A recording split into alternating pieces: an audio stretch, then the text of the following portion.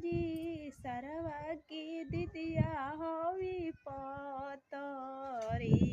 हे जी सरवा की दिदिया होवी पतरी हमार भैया के कोरवाना समास हो छिनार बाड़ी पतरी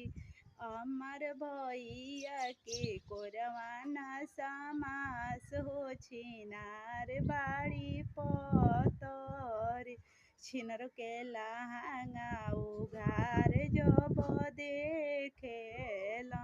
छिनर के चोलिया उघार जब देखेला छिनर के जो बन हउए दूजिया के चान हो लई कवन के गेना खेले के छिनर के जो बन हउए दूजिया